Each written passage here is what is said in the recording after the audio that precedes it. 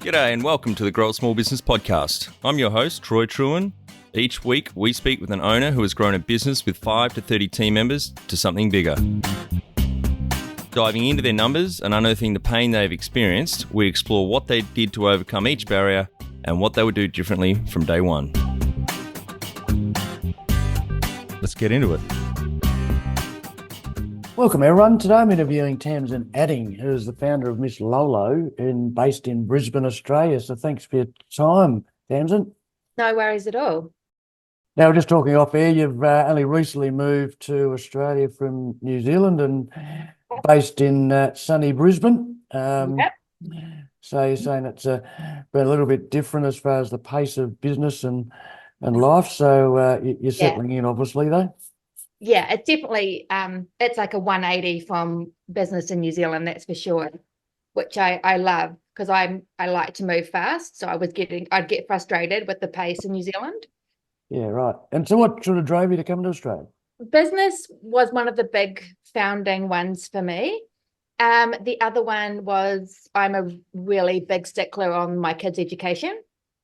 And in New Zealand, my children are very lucky and they've always been at private school, but when the private school that they were at decided to ditch the New Zealand standards and create their own curriculum because the New Zealand standards simply weren't good enough, that was kind of the straw that broke the camel's back for me. Was like, right, we've got a country with the education system amongst other areas are really, really battling, and I didn't want my kids involved in that. So we jumped ship and put them into a school in Brisbane. And the difference between the two education systems and the levels are immense. Yeah, right. So it's vindicated your decision in that respect. Yeah, it did. Yeah. Yeah. So you've got an interesting background. So maybe just share a bit of your background and sort of how you got to starting your business, Miss Lolo, and then tell us a little bit about the business. Yeah, well, I'm from a family of artists and I have a background in the arts. And then my background is in fashion styling. So I was a celebrity fashion stylist in Australia and New Zealand for years and years and years. And then as a side hustle, I started doing retro furniture on the side using really crazy bright patterns and mix and matching fabrics. And back then, like, we grew on Facebook like crazy fast. And then I was scrambling the whole time going, oh my gosh, I've got this huge audience and I've got nothing to sell. How do I monetize this audience? And that's so it was a really backward way in starting. There was no business plan. There was no concept. It was me going, I've got this really big audience and I don't know how to monetize it. Right. And then that led into a whole lot of issues. Yeah. So it started as a side gig, essentially, from your main gig. That would have been interesting as being a celebrity fashion stylist, I'd imagine. Yeah, lots of stories. Yeah. Maybe that's another podcast. Yeah. So again, started from a side gig, and that's where a lot of businesses start from. So you're not different in that regard. So I guess share a little bit about the business now. Yeah, so we had a really crazy rocky road. We had I had a business partner invest very early on as part of a entrepreneur incubator, and from the first meeting he invested, and I thought that was going to be really, really beneficial for me because I come from an arts background. He came from very big corporate world, and I thought we'd be complementary, and we just clashed. For years, we just clashed, and it was to the absolute detriment of the business. So the business basically, it struggled for years because we were never in alignment. So I eventually bought him out, and then I had 2 new business partners, husband and wife, become involved. And that's also brought about some challenges they've got some personal issues that are going on that have, come across to the business. So it's only really now that in the last sort of 6 months, a year, that we've really kind of hit our stride and are starting to grow as a business. But I honestly think we've done about 8 years of really hard slog that we probably didn't need to had I been more savvy in the get-go. It's all in hindsight. Now, if I was setting up a business, very, very different. But without any business knowledge, I honestly think I made mistake after mistake, and that's led to where we are now, which is great, but it's taken a significant amount of time to get there. Have they still got ownership in the business, or it's just yourself? Currently, it's just myself whilst they sort out their bits. Yep. Don't really want to go into too much detail there. No, and then either one of them will come back in. So from that experience, I guess, there's a couple of situations bringing in sort of arm's length partners. Is there any specific learnings you can share, again, in hindsight, that you would have maybe done differently? I think, you can get dazzled by the dollar figure, and that often can be more detrimental to the business. And that's what happened in both times. I was, dangled quite a big carrot, and I thought, oh, this will be great. This will really, really grow the business.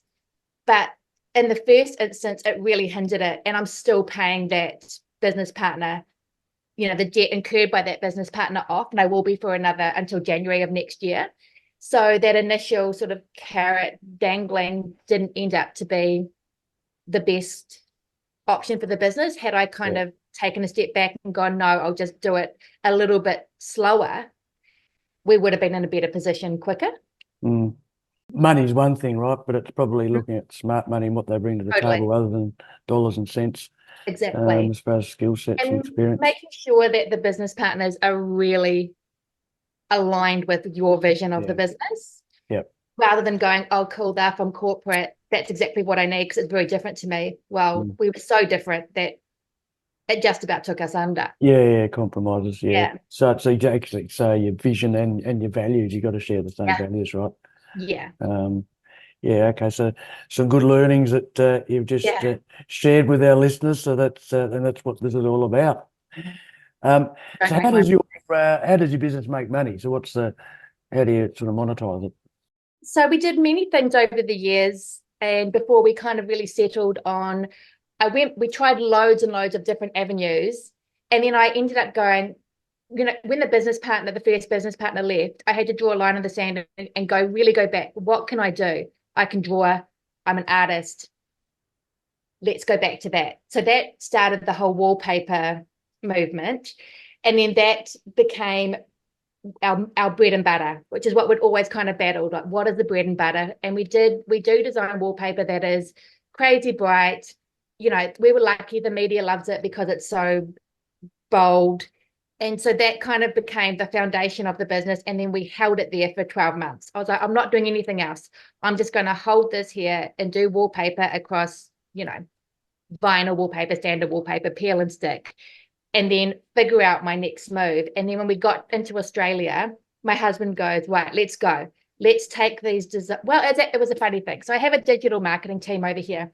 And then they phoned me and she said, your client acquisition costs are one of the highest I've ever seen. And I was like, what are they? Because I'd done very little research into it. And she goes, you're over $600 to acquire a customer. Yeah, wow. And then, as you can imagine, with wallpaper, you get a customer and then you don't see them again because people aren't wallpapering their house multiple times a year. Yep. So my husband goes, look, use the designs and something else then. So I was like, right, what can we do to keep these customers? So we started using the designs. We launched a bag. We launched robes, pillowcases, and they are now outselling our wallpaper 4-to-1. So all of the supplementary smaller price point items have just blown up, and the wallpaper still ticks along in the background, but our sales have exploded. We're going to do record month and record year on supplementary items based on wallpaper designs. Yeah, awesome. So I guess the core business principally made the same. It was just expanding the opportunities. And I must say, for our listeners, have a look at your website. I mean, the designs are very colourful and explosive, as you say. So it's amazing. When we landed here, I had a huge amount of Australian businesses reach out wanting to do collaborations with me on all different areas. And when I got into conversations with them, they wanted to pay me such pittance for the use of a design. Like there was multiple that said, oh, we pay $600 a year for a design. And I was like, and what do you do with that? Oh, we can do whatever we want with it. And these were very large companies. And I thought to myself, why would I do that? Exactly. But my brain then went, if these guys know they can make money off my designs on what they do, well, bugger it, I'm going to do the same. And that's what I did. Yeah, no, good. Good I on wasn't you. going to sell myself short because it made no sense. $600 No. a day, I wouldn't bother getting out of bed for it. Yeah, exactly. Yeah. And where's the name come from? It's my middle name. Right. Okay. So I'm named after my grandmother, and she was an artist, and that's where it came from. Yeah, nice. Yeah. So you sort of mentioned how it sort of started out, so sort of as a side hustle. You've had a few iterations of business partners. And so what year and how old were you, if you don't mind me asking, when you started the business? It was in 2013. And I'm 44 now. So About 33. yeah. You have some key numbers you can share to show the growth of the business, the full-time equivalent or sales or revenue, anything like that? Yeah, we started off doing next to nothing. We grew and we sold a lot of other people's products, and we were sort of doing probably around 80,000 a month. And then we had sort of like this big fallout with my business partner at the time, and it ended up costing me nearly everything. And we're only sort of back up and running the last couple of months, and we're on track to do around 3 million this year. Oh, awesome. So Yeah. sort of, a bit of a hump, but hopefully now back on track. Yeah, we started with like a really big spike. We were like, oh my gosh, we're on this huge trajectory and we're going to be huge really quickly. And then it unraveled very fast from some really, really poor, suggestions made, and me being naive was like, cool, well, they're the experts, I'll listen, and crashed very quickly. And then spent a period of probably 2 years of reevaluating what we're going to do, and now we're on a very fast trajectory again. But I think we've got it right this time. Yeah. And I gather it's at the end of the day, getting all the right people around you, both within the business and externally, is so important, right?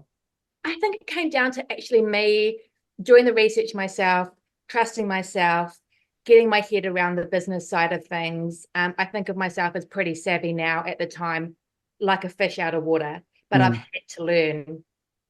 Yeah, I've just had to study and learn. Sure. But I guess at the end of that's all important, obviously, but at the end of the day, it's only so many hours in the day and you can't be doing everything, right? So, yeah. So how many full-time equivalent employees have you got now? It's about 7 of us, all up. Is that full-time, as in, or are they some of them part-time?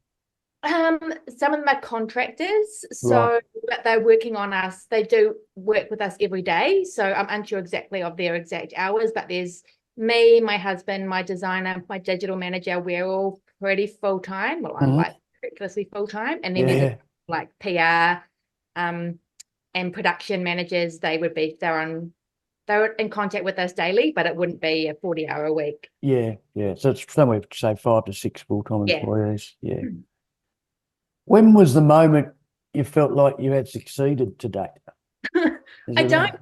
It hasn't happened yet. I don't know. I guess it'll probably be when we exit that I'd probably go, oh my God, we did it. Yeah. Till then, I don't think I'll ever feel that we're successful. Yeah, and there's different moments in your business journey that you feel like you succeed. It's not necessarily just one big success. And I guess in that context, what does success look like to you then? I don't know. Like, I get such a buzz out of being on the business journey. I love it when I release a product and it just goes. That's what really gets me excited. It's not so much, oh my gosh, I'm going to do, I've got a multi-million-dollar business. I've succeeded. That doesn't really factor into it for me. It's just yeah, it's every day going, yes, like we did it again. Like I have daily targets, and every day at the moment, every day we're hitting them. And I'm like, yes, we've done it again. Another success. We've done it again. Yeah, yeah. So there's sort of moments in time that it's just Yeah. successful. Yeah, yeah. So is there one thing you'd recommend in marketing a fast-growing business? Yeah, this has been one of my biggest challenges. So I've got a meeting about this on Friday. So we invested a lot of money into, because we're an unknown brand in the Australian market. Sure. We decided that we would go gangbusters across Meta and put a large dollar spend behind it, and nothing's worked. It just hadn't been generating sales. Christmas Day, I decided to pull all advertising. We pulled every dollar spend we had off Meta, and we just started posting really like videos of me modeling the stuff. We went really authentic, and we have just literally done our best. We are on track to do our best ever sales this month. Wow. Yeah. So that's a really tricky part. So I think we are going to pull back on the Meta spend, and we're going to direct all money into growing, not into sales, but into growing the Instagram audience and growing the Klaviyo database. And we're going to utilize influencers in our target market to become across as more authentic rather than hard sell, because I just don't think it's working. Well, it isn't working for us anyway. Sure. And that's a good lesson. It's just not everything, what works for one business doesn't necessarily work for the other. And I think, in a marketing sense, sort of making sure it is aligned to your business strategy. Yeah. And then obviously working out what works. But I can imagine, your business and the products you provide are very visual. Yeah. So, having a platform that promotes that, like Instagram, I assume that would work. Yeah. Yeah, they're not products you need. So hard sell is like, well, you don't need it. You don't need a wallpaper. You don't need a robe. You don't need a cosmetics bag. You've really got to get them on the, oh my God, but you have to have it because it's so freaking cool. And that's the tricky part, is how to get that across. Yes. Well, you just got to be different, and part of that could be being authentic to yourselves and the business, right? Yeah. So, how have you funded the business to date? So initially we had cash in from investors, but we burned through that very quickly. We've taken business loans in the past, which I wouldn't recommend. Yeah. And right now we are funding our growth on pre-orders. So we are sampling, we are then photographing and selling the product off samples with a pre-order of where they wait 4 weeks, and that's funding the growth, so that I didn't want to go and get into more debt. It was like, if people are willing to wait for the product, then this is how we'll do it. And we didn't know if it would work or not, and it's worked. Oh, awesome. I learned that just from other people's podcasts, like that there was a lot of communication around, don't be shy to pre-order and fund the growth that way. Because I've always been a little bit hesitant, going, oh, no one's going to want to wait. What if it turns up and it's damaged, but when I heard a lot of other businesses growing in the same way, I was like, look, let's give it a crack. And it's totally worked. No, awesome. And I guess it sort of tests the product as well, right? Yeah. Or you actually can, go down a rabbit hole. Yeah, totally. Yeah. Have you had any grants to date? Nothing. And I've applied for a gazillion, and I was either not big enough or too big, and I've never had one grant given to me. Yeah, okay. Yeah, it is a bit of well, not a minefield, but I mean, there's that many grants out there, and I guess coming from New Zealand to Australia, I gather would be different to New Zealand in far as grant landscape. So, yeah, so I think it's certainly never give up on the grants, because you just never know. It's probably more understanding when they're applicable to you, and to get onto them. Definitely need to do some research into what grants there is available here, but I definitely applied for a lot in New Zealand and never got one. Yeah, right. I'll put you in touch with somebody that has a business like that. But anyway, Yeah. to start with. Yeah, awesome. So if you were to start up today with plenty of funding, would you go into your industry? Yeah. I don't know if I could do anything else. I'm design based. I'm fully visual all the time. Yes. So I don't think I could do much else. Yeah, I'd definitely do it again. I'd love to start it again, knowing what I know now. Yes, absolutely. Yeah. And can you outline the most stressful point in your small business growth journey to date? It's cash flow. It's always been cash flow. And I think when we were little, and we were, not that we're big now, but when we were little and sort of doing $10,000 or $20,000 a month, I had cash flow issues. Now we're, upwards of, 150, 200K a month. I still stress about cash flow issues. I think even when we're doing, $500,000 a month, we'll be stressing over cash flow. It's just the more you make, the bigger the bills are, it's just, that's the one thing that I think you've got to kind of go, you know what, no matter what, it's going to be a stress, the cash flow, and it is what it is. And I'm just going to chat with all my suppliers and keep communication going. They all know that they get paid. Sometimes it's not on time. Sometimes it's drip fed, and having that relationship with them, that's been a lifesaver. Yeah, certainly the relationships you build certainly are more than helpful if you have some challenging cash flow times to lean on them. Do you do any sort of cash flow forecasting? Yeah, I do a lot of cash flow forecasting. And then I monitor it daily as well. Where are we sitting? Oh, we haven't sold as much of that product as I was expecting, so we really need to up the sales in another product to meet the, the difference that I'd projected for this month. Yeah, that's I'm a numbers person. Yeah, it's I guess in business when you start out particularly, you can just tend to focus on revenue for obvious reasons. But the saying I like that sort of encapsulated is revenue's vanity, profit's reality, and cash is king.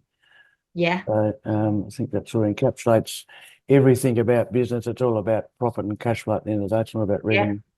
And watching the OPEX too, making sure, like that was an area where I definitely, there's been times where I've been bleeding money in areas, and it's only that I've gone back and checked and gone, oh my God, how did I not realize that I was bleeding money in the freight side of things? We have to increase the freight charge. If you're not all over it, you can lose a lot of money. That's right. And that's why profit is the key, because as you say, you can have, tens of millions in revenue, but it's no point if you're not making money, right? Absolutely. And we've done that before. Like we had months where we would, in the earlier days, we're on a very fast trajectory where we were doing huge monthly revenue, but I wasn't understanding, what our profit margins were and all of that. And we had really low, when you broke it down, we were making next to nothing. So margins weren't there. Yes, we were selling loads. Margins weren't there. OPEX was too high. So that's definitely a very important takeaway for our listeners listening to this. So what area in the business do you feel we've had to work on the most to add the greatest value? The numbers, I think, because as a creative, it's generally not our strengths. And my brain works at 1,000,000 miles an hour, so I can lose focus quite quickly. It's been having to make myself do the spreadsheets, make myself look at the numbers, finish one task, go on to the next, prioritizing. I can design all day, every day. That's not an issue for me, but it was making sure that I really had control over the business side of things. That's been my biggest challenge. Yeah, fair enough. And what have you enjoyed the least about managing growth? I struggle with staff. I've had staff, we had an office with the staff in it, and I struggle with keeping my focus in that, and they would be, nattering as they do in the office, which is fine, but I'd overhear parts of conversations and want to micromanage, or I'd do it this way, and learning that doesn't going to work for me, and let's still have staff, but let's work remotely, and everyone focuses on their strength, and I'm not jumping in and over them all the time, has been really helpful for the business. Yeah, absolutely. I think yeah, small business owners can get in be a roadblock sometimes if you're not Absolutely. careful. So as you Yeah. say. Yeah. So what have you loved the most about growing your business to date? I love the customers. I love the feedback from the customers. I'm a really big one of, I cocked it up this week. I'm the first to admit it, and I'll admit it across my social media pages. So I released a robe. I fully underestimated the size of the plus size market. So I had hundreds of people going, I don't fit it. It doesn't cater for me. So I went back and admitted to them. I was like, not my market, totally misread how big this market was. Don't worry. I've contacted my production manager. We're doing everything we are now offering as a plus size up to 24, sold out in 12 hours. Yeah, wow. So we've just had to reorder the plus size again this morning to accommodate again. But I think I love that side of the business. I love, and I am really honest with across the social media pages. If I've cocked something up, and people are always really like, oh, thank you so much for listening to us. And we do a lot of questionnaires where we'll put them out and say, do you mind answering this around price point and what makes you purchase from us? And we listen and we adapt all the time. Yeah, that's good. I think listening is so important, and owning it if you do cock up, as you say. And that comes back to being authentic, right? Yeah. So that's awesome. So what's been the biggest mindset shift in your small business growth journey to date? I can be my own worst enemy. And if it's not for my husband going, get new products, you can do it. They love, no matter what you sell, no matter what you design, people will buy it. That's been my biggest hurdle, is believing that I can do it. I need him there to go, just do it, just launch another one, just go. Because I panic and I go, oh my gosh, but if I launch another product, we've got product development costs on that are this amount. And then if it doesn't sell, I've lost this much money. And he was like, tell me one item you've designed that hasn't sold. Well, it hasn't been. He was like, exactly. So just go. And it's just that I'm my biggest hurdle.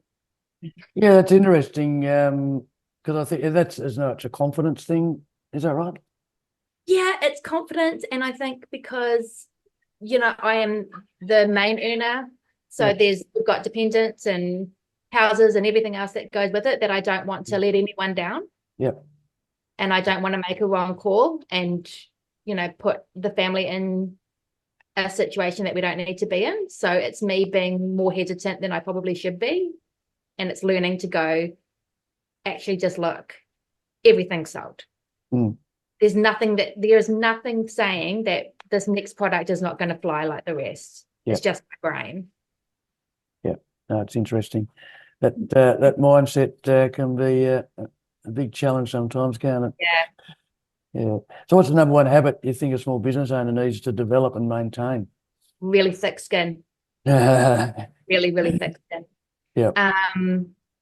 Yeah. You get smashed from every angle on the weekly. I do, from various, you always get the comments from people. You're always going to do something wrong. You're always, like this week we've got a standard size robe and a plus size robe. What do I call them? I can't call them small and large because that'll offend somebody. So I opted for curvy and extra curvy. That still offended people because they were like, you can't call a size 8 or 10 curvy. It's like, no matter what I do, I'm going to offend someone. And it's learning that, or understanding that you're never going to be everyone's cup of tea. Yes. You have to be okay with that. Yeah. Saying I like, I think is it Roald Dahl? He was like, you can be the juiciest peach in the world and there's still going to be somebody that doesn't like peaches. That's a good one. Yeah. And and it's just understanding that and going, you know what, cool, I'm not your cup of tea, no problem. Yes. And just getting your head around that and you move on, right? Yep. Do you need a guide on how to build your own money printing marketing machine? Do you feel like marketing is a mysterious art, only cracked by a chosen few? Fear not, we get it. Mastering marketing can be like taming a dragon.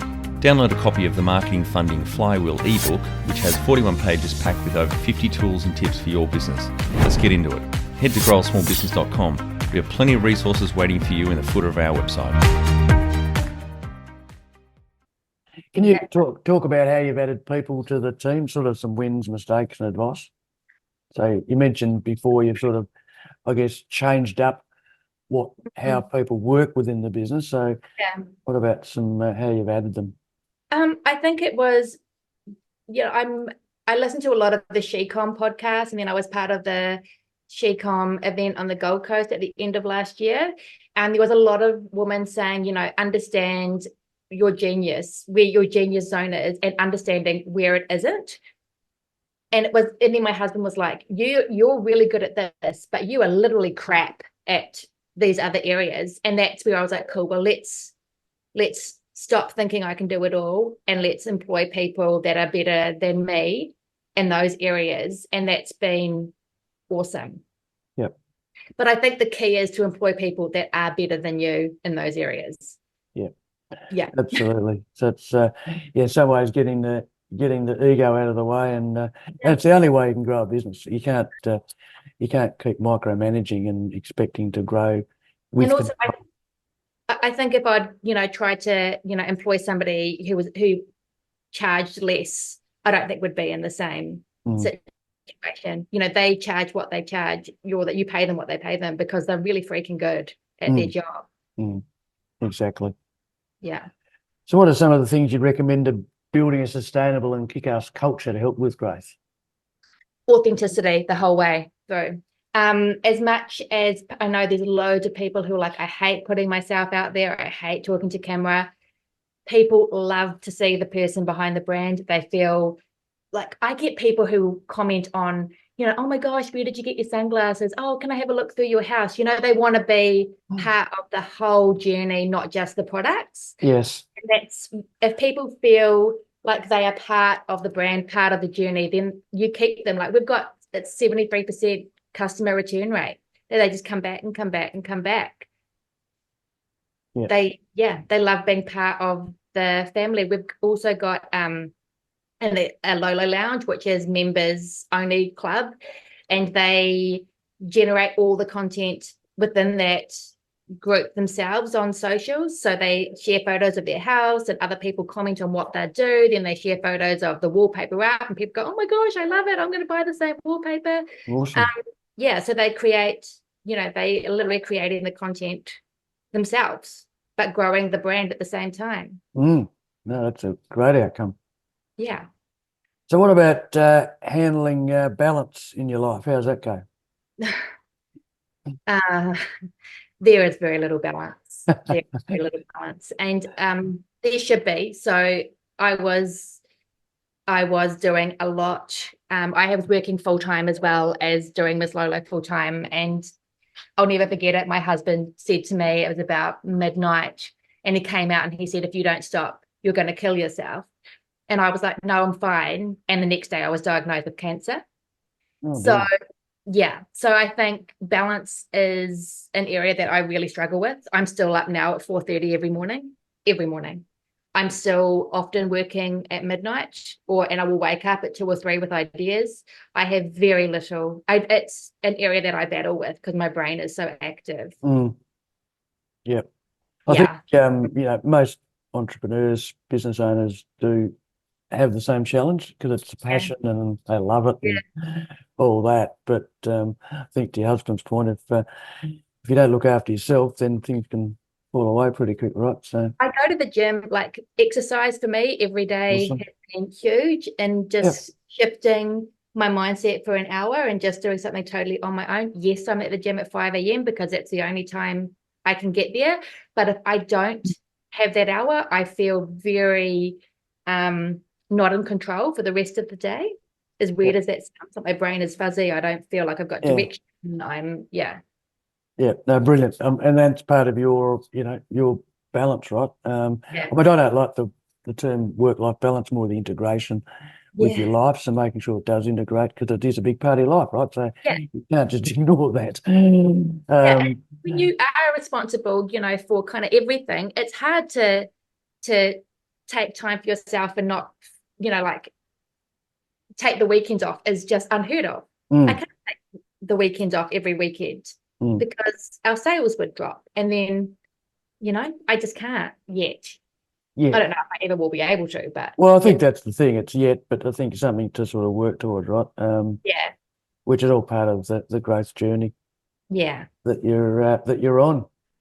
So, how much professional development have you invested in yourself? Quite a lot, actually. So I was part of an entrepreneur incubator in New Zealand, but because I had an investor very, very early on, I sort of failed to complete the incubator journey, which I think was a bit detrimental. I listen to a lot of business podcasts. I do a lot of research around that. And I think it's not just research, but it's also just understanding that other people are in the same boat, so you don't feel as alone. But it would be several hours a week that I would invest in listening to other people's journeys and studying how they've done. Like we watched the whole White Fox issue on TV. And my husband and I watched it, and I felt, everyone was sort of attacking them. I was like, I know exactly what's happened, and I feel really sorry for them. They never assumed that they would sell the amount they did. They're now trying to get the orders over to fulfill people. They're slammed. And then it sort of got me studying these guys. How have they done what they've done? And what's their journey been? Yeah, so I do that all the time. Yeah. I think there's always something you can learn from a podcast or a movie or documentary, wasn't it? And Yeah. I think learning from others that have gone before us is always something you can pull out of it. Yeah, for sure. Yeah, no, good one. What about mentors or coaches along the way so far? In terms of one-on-one mentoring, I've never found one that I thought was on the same, but understood where we were. So they've never really, I had a couple at the start who were like, oh, I'll mentor you. And then we have a meeting and I'm like, oh my gosh, like we're just polar apart in the thinking of how this company is going to evolve. But it has really been listening to podcasts and hearing those individual people, which technically aren't mentors, but they are mentoring in a way that's been really beneficial. It is they're like an indirect mentor in some ways, aren't they? Yeah. Yeah. And you don't have a board of directors or advisors or anything like that at this point? No. No, just me. Yeah. Yeah. So, final 5 questions, Tamzyn. So, what do you think is the hardest thing in growing a small business? Cash flow, mindset. Yeah, that's it. Those are the 2. Cash flow and mindset. Yeah. Understanding that cash flow is going to be stuck no matter what stage you're in, and learning that your brain is probably the biggest hurdle to getting where you need to get. If you can put those 2 aside and go, I'm going to do it regardless, the money's going to come, I'm going to find it some way, you'll be fine. Yeah. What about you got a favorite business book? I do read all the sort of, Richard Branson ones, and I've read kind of all of them, but I don't really have a favorite. Yeah, okay. You haven't read The E-Myth? No.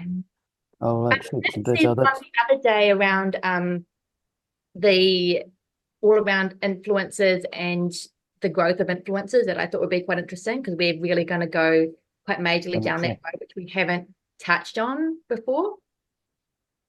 Yeah, no, it's good. I'll send some details there. It's always a good one. I think it's sort of a go-to for me for growing a business. Cool. So what about any great podcasts or online learning tools?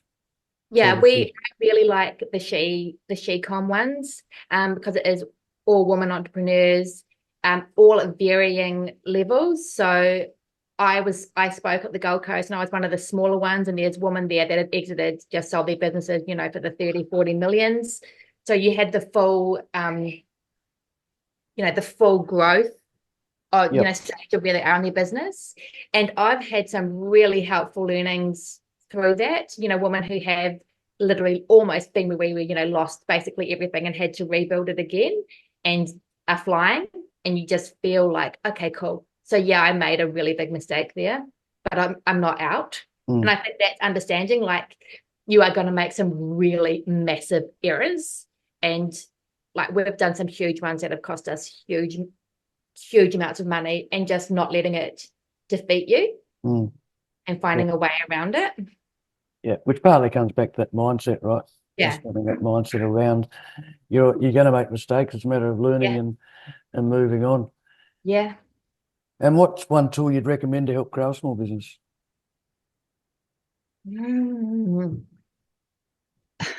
Zero, understanding your numbers, doing a lot of research around what, forecasting and what your expenses actually are. When you start breaking it down to every little thing that is costing that business money, I think you'll be quite surprised.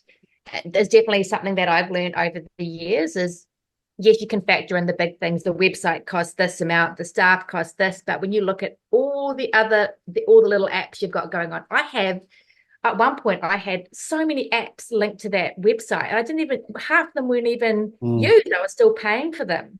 And it's just all of that stuff, just being really, really onto it with exactly what those expenses are. Yeah, I think an ongoing review of your costs is always a good exercise. And I think at the end of the day, it's not in business, it's not necessarily about all these big things that you need to do. It's just doing the little things really, really well. Yeah. And I think also not to get bogged down with what you have to do today, but forever be looking ahead. Like if you're not looking 2-3 months ahead, you're going to stay stagnant. You've just got to keep on going. What do I need in 3 months down the track? What do I need? What products do I have to have selling? At what level do they need to be selling at? Once I started looking forward and projecting, our growth was a lot faster than when I was stuck in the day-to-day. Oh my God, today I have to sell X amount to cover costs. And then I'd get stressed. But then if I was like, well, let's keep on looking further afield, it just kind of eased. And it became, it was more fluid in the sales and everything. Yeah, that's good. And lastly, what would you tell yourself on day one of starting out with hindsight? Do a business plan. Trust yourself. And don't be swayed by dollars at the get-go. If somebody is offering you money from the start, just know that you've got a really good idea, but don't jump at it. Yeah. Go, okay, cool. So I've got something that everyone knows is going to work, but can I do this without this big carrot? Yes, a good little tip to finish on. Yeah. So, look, appreciate your time, Tamzyn. It's been a fascinating journey to date and some great insights for our listeners. And wish you all your best for the future. Thank you. That's it. Thanks for listening. Please leave a review in iTunes or whatever platform you listen to us on. It means more small business owners will find our cast and help people with their business growth journey.